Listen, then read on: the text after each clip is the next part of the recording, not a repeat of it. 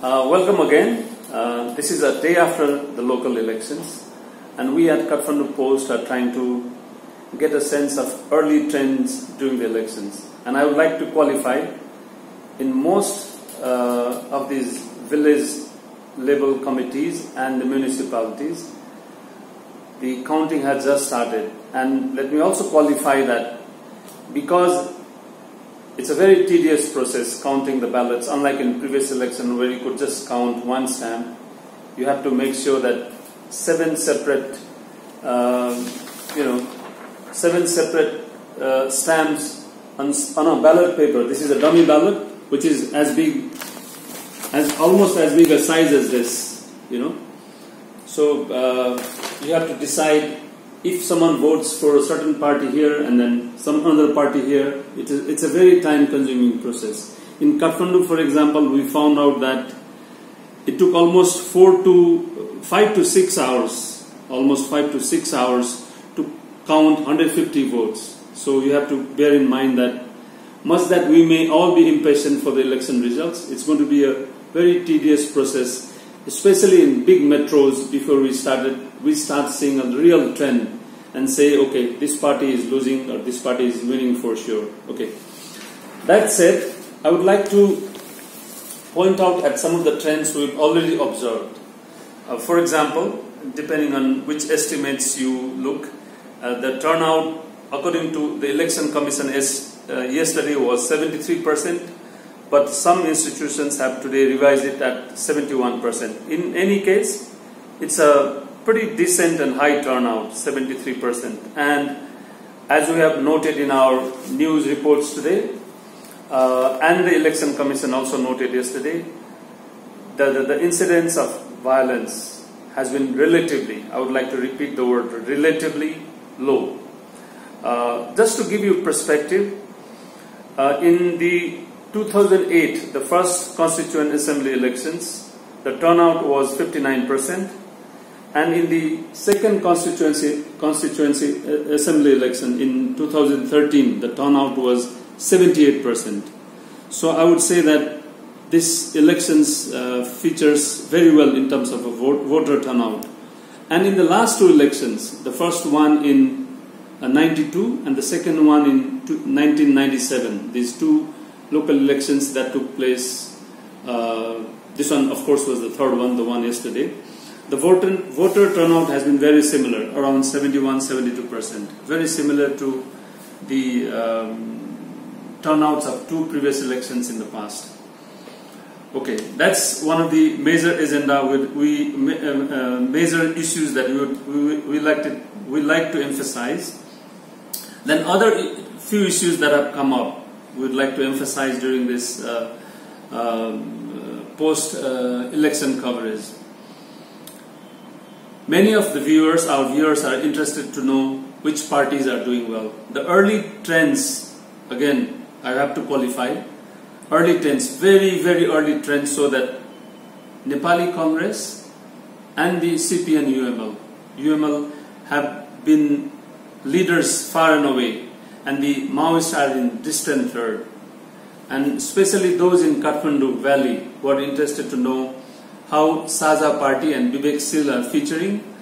Of the 150 votes counted by the afternoon today, Saja Party and the Vivek Sil were tied at 26 votes apiece, while UML had 35 and Nepali Congress had 20 odd votes, almost 26 according to one count. So I would say all three parties, Saja Party, Vivek Sil and Nepali Congress, had equal number of votes, and UML is slightly ahead.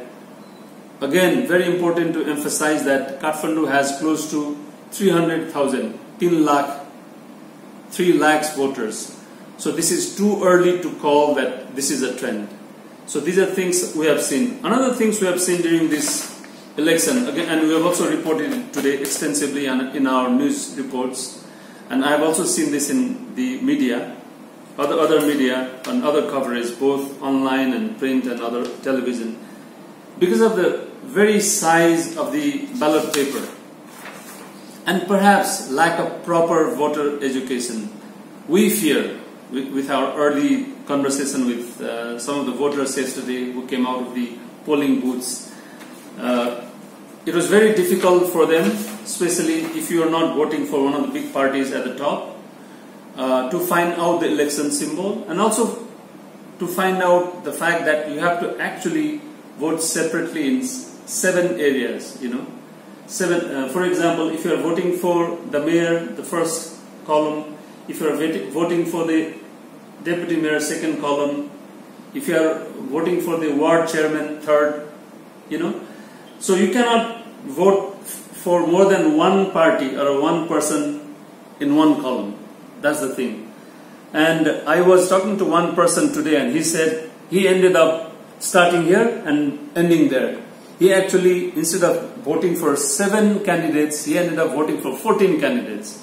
So he voted all on this side, and he also voted all on this side. He assumed that he's supposed to vote both on this side and both on that side.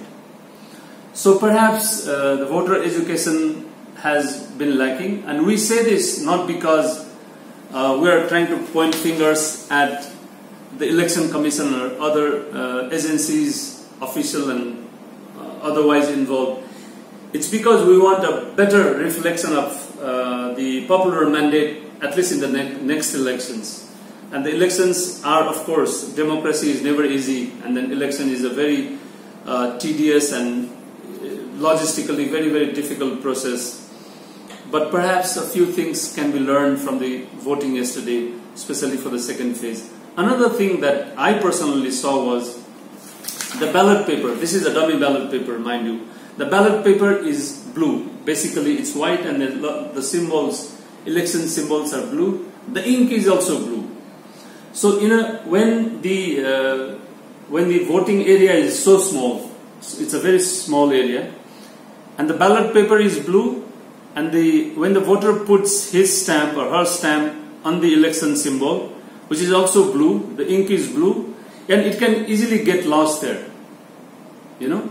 So when the counting starts, it becomes very difficult for those people who are trying to, see the votes, especially those who may not be right at the top. As I said earlier, if the voters have especially voted for parties that are not among the top, or have voted for big parties at the top but other parties, with other individuals. If they have voted in one party all in a single go, it will be far easier to count, but very difficult to count if they are in different boxes. So that's another takeaway from the early stage of the elections. So we will update you more, and once we have more information about, we're closely watching 4 big metros: Kathmandu, Pokhara, Lalitpur or Patan, and Bharatpur. Once we start getting, say, a trend from this voting, which we do not expect, at least in the next 2 hours, we'll be able to offer you more voting trend, I would say. But it is still very early hours. The counting has just started, and we would not like to jump our gun at this point and say this is the trend. But for sure, Nepali Congress and UML are leading in many mayoral and deputy mayoral candidates in many areas, and this is a trend that is somehow evident by now. Thank you.